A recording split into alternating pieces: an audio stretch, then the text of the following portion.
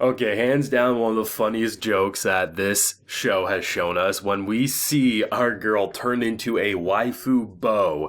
This dude's obsession, not only just with her, but waifus in general, was comedy gold. Like, there's a line when they're going shopping, right? And he's talking about be careful when you're, like, wrapping my waifus. And I'm like, this dude is the representation of, like, the most socially awkward anime fan ever. And I completely love it. Because this episode was actually kind of serious. Like, not in the way that, like, oh, characters are dying or, oh, characters are, reaching a mental breaking point. But more so, the characters all, they've been going through some pretty shitty training. Like, characters are being drowned. Like, seriously, like, they're literally submerged in water. Other characters are ready to bash their head in because they're just playing too many video games. But then you have characters like Iruma, who has a teacher that definitely feels like doesn't want to teach, but as we know, each of the tutors are best suited for each of the characters that they're mentoring, right? We get the whole last week, we get the bow situation. Badass looked amazing, and I'm thinking to myself, damn,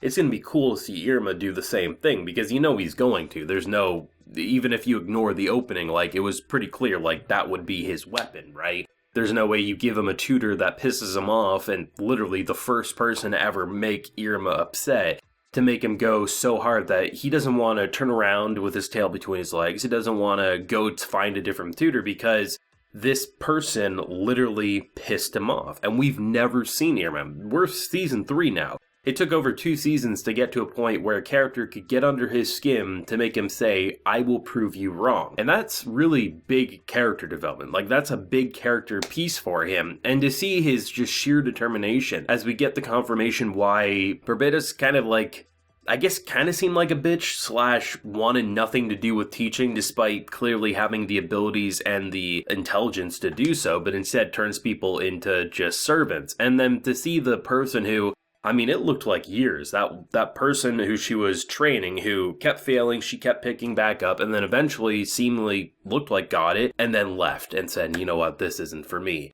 Like, imagine spending that much time, probably completely saying, like, this person just doesn't have the skills to do it, but I'm going to make sure they figure it out. They do, and then they leave. And then every person afterwards just gives up quicker than them and just ultimately doesn't have the patience and basically comes off as no one can do it. There's just, unless you have the bloodline, you ain't gonna do it. Like, just how it feels. And it really puts into perspective her hostile attitude, because it's not like she was a horrible person, but you thought to yourself, man, why would Sullivan pick this person if she literally has no hope in her students, right? But it's more so, it's the perfect ability for Iruma. Iruma's a stubborn bastard in his own way, doesn't back down.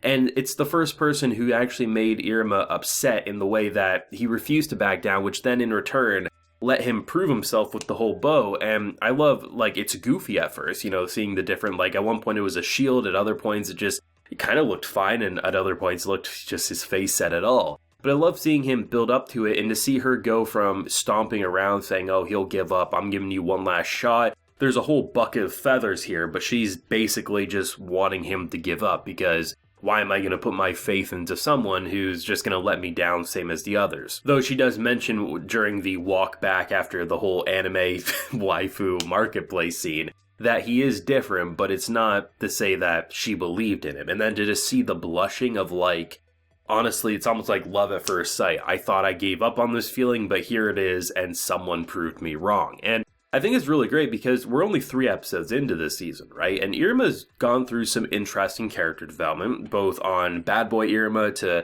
his natural development in this demon world. But to me, this is probably the best moment, not because he got a cool new power or a cool new weapon. That's the icing on the cake. But the cake, being as delicious as it is Iruma going from someone who just does what people want, and even when people are mean or walk over him, he never really flinches, and if he does, people are around him to help. But the fact that he got pissed off, the fact that he had the desire to prove someone wrong, and that she bugged him with that whole, like, the realization that he was being walked over that whole time, it really goes a long way for his character development, and I'm really excited to see where the next stage of Iruma will go now that we're kicking into the Harvest Festival, which is the thing that I remember hearing about since season 2. Like, that was the big arc that people are like, oh, I want to see the Harvest Festival animated. Like, as long as we get that animated, I can die happy as an Iruma fan. Like, I remember seeing comments like that around the season 2 when it started up there. And I mean, given the fact that they're already teasing what it's going to look like, the fact that they need to be able to use their abilities and be able to use like the best that they have to offer, it seems like how extreme of battles we'll see, but the fact of the matter is we will see some action. And I think there's no way you give your main character a bow that's as badass as that and not have him use it in some way with the upcoming arc. But it was a very fun episode seeing the different characters and how they overcame their very shitty situations. Like, you literally have characters trapped in a cage with some animals that look like they could feast on your face, and then to see her just sit, basically looking like a queen up there. I mean, it's hard not to be like, okay, I can start to see how these, horrible situations, they actually end up benefiting them. The concept of the water, because that's probably the worst one in my opinion. Like, you're literally just being drowned to death, and then eventually they're able to just break free with their sheer willpower. Someone who can use wind to kind of like separate them, then another who just creates a bed and goes to sleep sort of a thing. And the concept of playing video games to increase your concentration.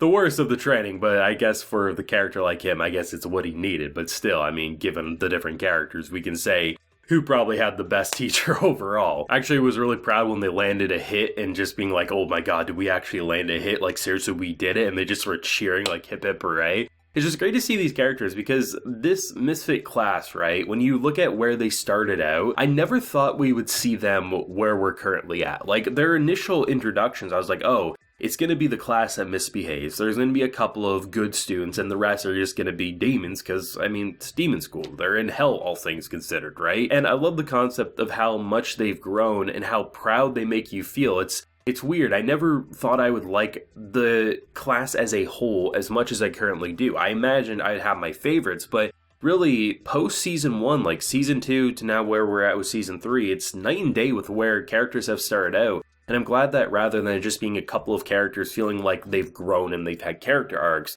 it really does feel like the whole class, the purpose of this story is to give the whole class their own character arcs. And that can be pretty difficult given there is so many characters and you have some goofy gag characters, but honestly it feels like because of how long I know the manga is, the fact that even with having multiple 2-core seasons of Iruma, I know there's multiple seasons left currently to adapt, and it's an ongoing manga. So to me, it's not one of those things that is getting dragged out with chapters because, oh, it's popular and we can just make situational events. Those are great, but it actually feels like we're building into character arcs for everyone, and I'm really interested to see how many characters are really going to surprise me by the time we reach the finish line of the season, because we get introduced to new characters, of course, but then also characters who I thought would be more background filler have actually developed into way more interesting personalities than I first thought they ever would. And that's what you love to see, a show that already impressed you in its first season, but then just gets better because the elements that you didn't think much of actually turn out to be so much more. And that's how you know you have a damn great show on your hands. But of course, I'll pass the torch over to everyone. What did you think of this episode? I thought it was hilarious. I thought it was badass. And it was honestly a little inspiring. But feelings down below. Leave a like if you enjoyed and subscribe if you're new around here. So until next time, everyone, please take care and have a good one.